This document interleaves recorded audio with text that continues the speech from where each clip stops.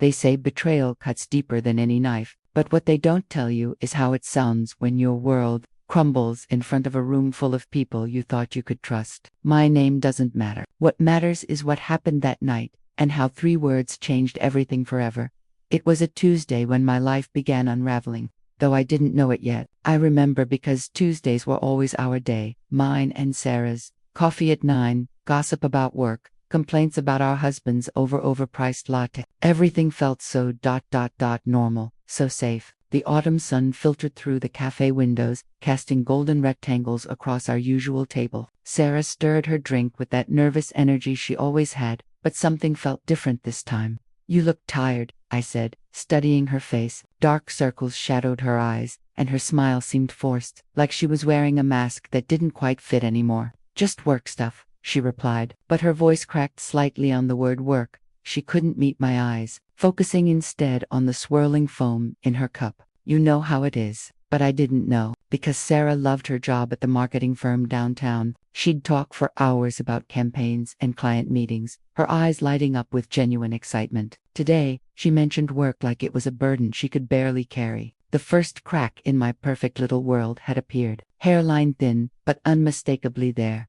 Walking home that afternoon, I felt an odd sensation in my chest, not quite anxiety, not quite dread, but something suspended between the two, like standing at the edge of a cliff in fog, unable to see how far the drop really goes. I pushed the feeling down, told myself I was overthinking things. After all, everyone has bad days, right? That evening, when my husband Mark came home from his business trip, he seemed different too. He kissed my forehead with the same lips, said all the same words, but there was a distance in his touch that hadn't been there before. He unpacked his suitcase with mechanical precision, folding shirts and hanging suits like he was performing a rehearsed routine rather than simply coming home. "How was Chicago?" I asked, leaning against the doorframe of our bedroom.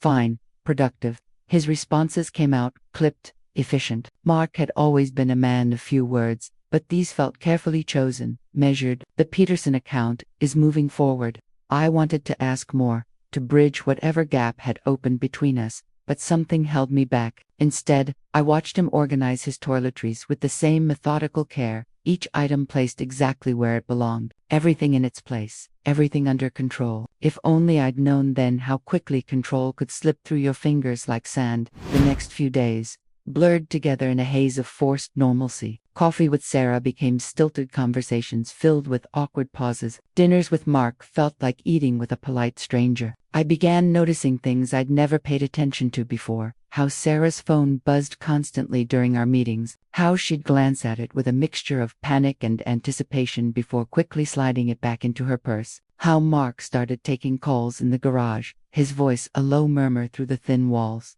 Sleep became elusive. I'd lie awake listening to Mark's steady breathing beside me, wondering when the sound had stopped bringing me comfort and started feeling like evidence of secrets I wasn't privy to. The house we'd called home for 8 years suddenly felt foreign, filled with shadows that seemed deeper than they should be. It was during one of these sleepless nights that I heard it, the soft ping of a text message from Mark's phone on the nightstand. The screen illuminated briefly in the darkness, casting an eerie glow across his peaceful face. I shouldn't have looked. Some part of me knew that looking would change everything, that there are doors which, once opened, can never be closed again. But curiosity is a terrible, consuming thing. My hand moved almost without conscious thought, fingers closing around the warm metal of his phone. The message preview showed just enough to stop my heart cold. "Can't wait to see you tomorrow. Same place as always. SS Sarah, my best friend since college, my maid of honor, the woman who'd held my hair back when I was sick with morning sickness during my miscarriage 3 years ago, the woman who'd sworn she'd never let anyone hurt me."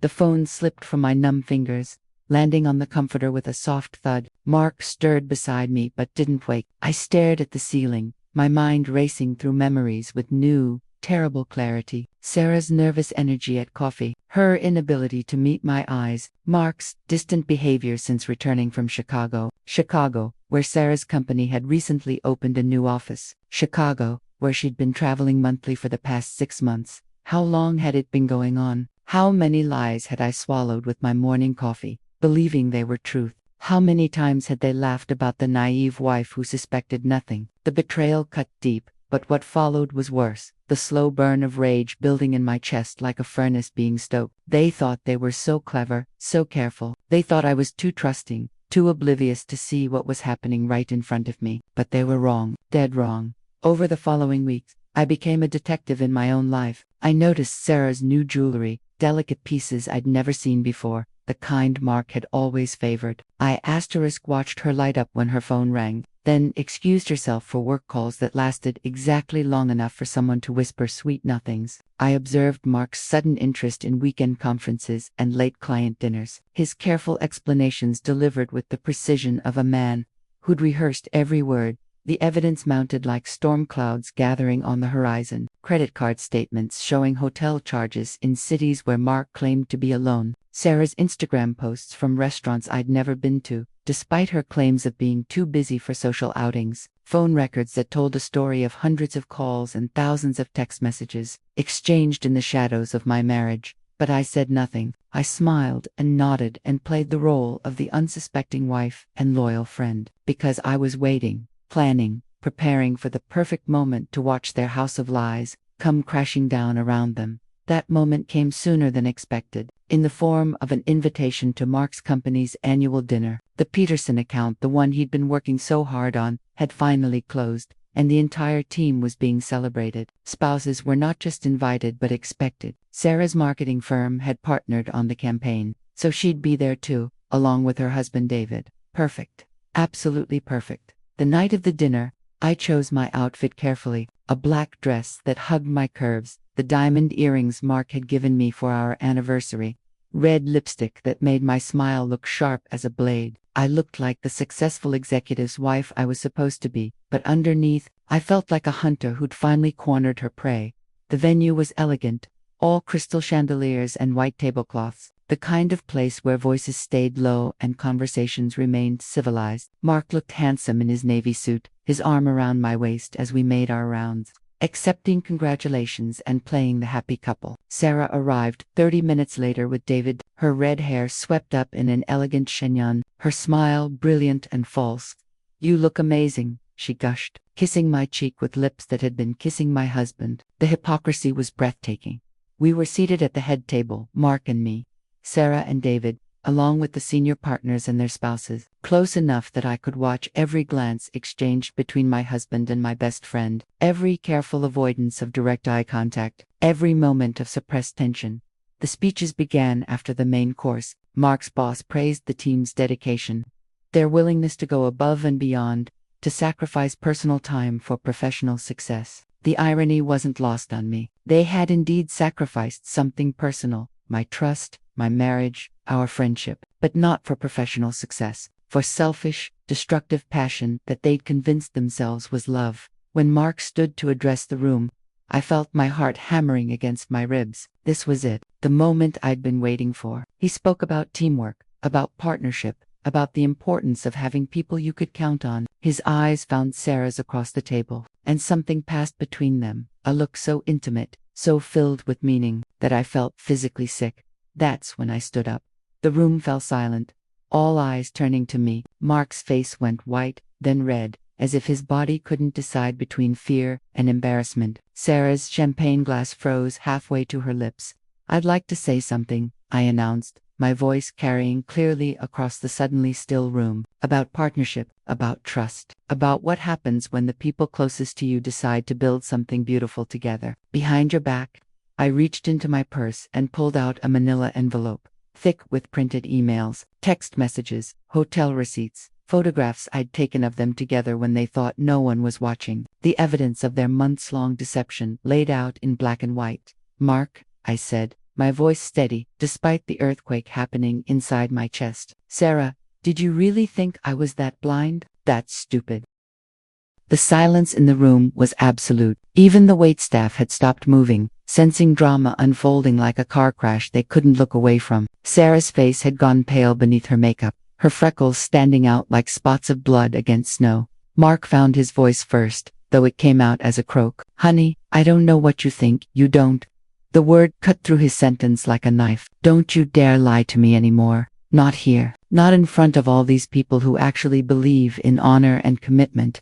I opened the envelope and scattered its contents across the white tablecloth. Photos of them walking hand in hand through downtown Chicago. Printouts of text messages filled with words of love that should have been mine. Hotel receipts dated for nights when Mark had supposedly been working late and Sarah had claimed to be home with David. Sarah's husband stared at the evidence with the expression of a man watching his world implode. The senior partners exchanged glances, their faces grim with the realization that their star employee's personal drama was about to become very public and very messy. 8 years, I continued, my voice growing stronger with each word. 8 years of marriage, Mark, 15 years of friendship, Sarah, and this is how you repay that trust. Sneaking around like teenagers, lying to my face while you planned your future together. Mark shot to his feet, his chair scraping against the hardwood floor. His face was flushed now, a vein pulsing visibly in his temple. You don't understand. I understand perfectly. I picked up one of the photos, them kissing in a restaurant I'd never been to, their faces soft with the kind of intimacy I'd thought was reserved for me. I understand that while I was home worrying about why my husband seemed distant,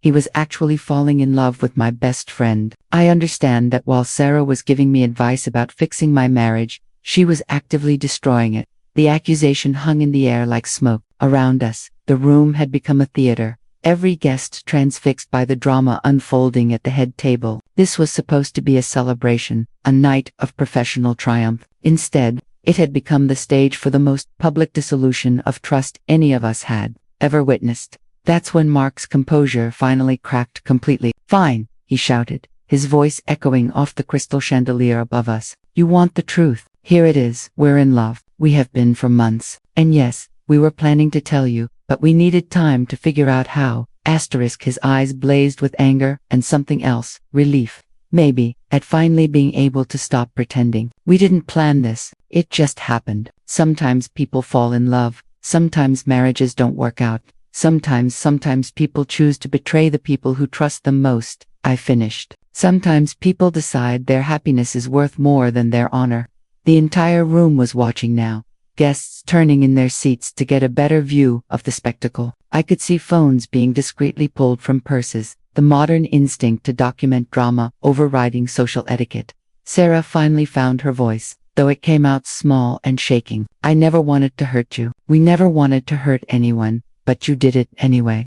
I looked at her, really looked at her, trying to reconcile this woman with the friend who'd been my maid of honor, who'd stayed up all night with me when my father died, who'd promised to always have my back. You did it anyway because it felt good, because you wanted what you wanted more than you cared about keeping your promises. The weight of their betrayal settled over the room like fog. Even the anger felt heavy now, mixed with grief for the relationships that were ending, the trust that could never be rebuilt, the future I'd planned that was crumbling in real time. Mark's face was red now, his hands shaking with rage or shame or both. He took a step toward me, his finger pointing like an accusation. You think you're so perfect. You think this marriage was some fairy tale. We were falling apart long before Sarah and I. Don't you dare blame me for your choices. My voice rose to match his, all pretense of civilized discussion abandoned. Don't you dare stand there and act like your betrayal was somehow justified by problems you never even tried to discuss with me. The room held its breath. This was the moment when civilized people usually stepped back, lowered their voices, tried to salvage some dignity from the wreckage. But Mark had passed that point. His face was twisted with fury and something else. Years of suppressed resentment, maybe, or just the desperate anger of a man whose carefully constructed lies had been exposed. You know what? He snarled, his voice carrying to every corner of the silent room. I'm glad you found out. I'm glad it's over. At least now I don't have to pretend anymore that this marriage meant anything to me. The words hit me like physical blows, each one designed to inflict maximum damage. Around us, I could hear sharp intakes of breath, the soft murmur of shock rippling through the crowd of onlookers. But Mark wasn't done. His eyes were wild now, all self-control abandoned. You want to know the truth? Sarah makes me happier than you ever did. She understands me in ways you never even tried to. So yes, we fell in love. Yes, we've been planning a life together. And you know what else? He leaned forward, his face inches from mine, his voice dropping to a venomous whisper that somehow carried across the entire silent room. You'll regret this, he shouted, straightening up with a gesture toward the scattered evidence, the watching crowd, the public destruction of our private pain. You'll regret making this public. You'll regret humiliating us like this. Mark my words, you'll regret this. Asterisk, the words echoed in the sudden silence, hanging in the air like a curse. For a moment, the entire room seemed frozen. Mark, breathing hard with the exertion of his rage. Sarah covering her face with her hands. David staring at the table like he could make himself disappear. And me standing in the eye of the storm I'd created. But what happened next silenced the entire crowd in a way that Mark's anger never could have. The sound came first, a wet, choking gasp that didn't belong to any voice I recognized. Then Mark's face went white, not with anger this time, but with something else entirely. His hand flew to his chest, fingers clawing at his shirt like he was trying to dig something out from under his ribs. Mark, Sarah's voice was small, confused, still thinking this was part of the argument, but I knew immediately that it wasn't. I'd seen this before, with my father. The sudden pallor, the desperate gasping, the way Mark's eyes went wide with surprise and terror, as he realized his body was betraying him in the worst possible way. He took one stumbling step backward, his hands still pressed to his chest, and then his knees buckled. The sound of his body hitting the floor was grotesquely loud in the crystal silence of the dining room. "Call 911, someone shouted, and suddenly the paralysis broke. People surged forward, a doctor who'd been sitting 3 tables away, a manager frantically speaking into his phone, waitstaff appearing with first aid kits they probably never thought they'd need. I found myself kneeling beside Mark, my hands pressed to his chest, feeling his heartbeat stuttering and skipping beneath my palms. His eyes found mine, wide and afraid, and in them I saw not the man who'd betrayed me, but the boy I'd fallen in love with 12 years ago, the boy who'd promised to love me forever, who'd meant it when he said it. Before life got complicated and promises became harder to keep. "Stay with me," I whispered, and I meant it. Despite everything, despite the lies and the betrayal and the cruel words, I meant it. Just stay with me. The paramedics arrived in what felt like hours, but was probably only minutes. Professional voices cutting through the chaos, hands pushing me gently aside so they could work. I watched from a distance as they attached monitors and inserted IV, as they loaded Mark onto a stretcher with efficient, practiced movements. Sarah stood frozen near the table, her face streaked with tears and mascara, looking like she wanted to follow but didn't know if she had the right. David had his arm around her shoulders. Whether in comfort or restraint, I couldn't tell. The senior partner appeared at my elbow, his face grave. "We'll handle everything here," he said quietly. "You go with him. Family comes first." Family. The word felt strange, considering what had just been revealed, but as I followed the paramedics toward the door, I realized that's exactly what Mark and I still were, despite everything. Broken, betrayed, probably beyond repair, but still family, still bound by 8 years of shared history, shared dreams, shared responsibilities that didn't just disappear because love had died. The ambulance ride passed in a blur of sirens and flashing lights. Mark was unconscious now, his face peaceful in a way it hadn't been in months. I held his hand and tried not to think about where else those hands had been. Tried to focus instead on the simple fact that he was alive, and I didn't want him to die, not like this. Not with our last words being accusations and threats, and proclamations of regret. The next few hours at the hospital passed in that strange, suspended time that medical emergencies create. Forms to fill out, insurance cards to present, phone calls to make to people who needed to know. Mark's parents, driving through the night from Pennsylvania. My sister, booking a flight from Seattle. And yes, eventually, Sarah and David, appearing in the waiting room like ghosts of a party that had ended very badly. The doctor who finally emerged looked tired but cautiously optimistic. "Massive heart attack," she explained, "but we caught it in time. The next 24 hours will be critical, but his vitals are stable. He's young and relatively healthy, which works in his favor. Can I see him?" The request surprised me even as I made it. After everything that had happened, after all the poison that had been released into the air between us, I still needed to see him, to make sure he was real, breathing, going to wake up tomorrow. The ICU was quiet and dim, filled with the soft beeping of monitors and the whisper of ventilators. Mark looked small in the hospital bed, connected to machines by a web of tubes and wires. His face was pale but peaceful, younger somehow, like sleep had erased the stress lines that had been etched there over the past few months. I sat in the chair beside his bed and studied this man I'd thought I knew completely. How had we gotten here? How had we gone from the couple who used to stay up all night talking about our dreams to two people who couldn't even be honest with each other about our disappointments? The affair with Sarah was a symptom, I realized, not the disease. Somewhere along the way, we'd stopped fighting for our marriage and started just trying to survive it. We'd stopped talking about the hard things, the miscarriage that had broken both our hearts in different ways, the career disappointments, the slow drift from passionate love to comfortable roommates.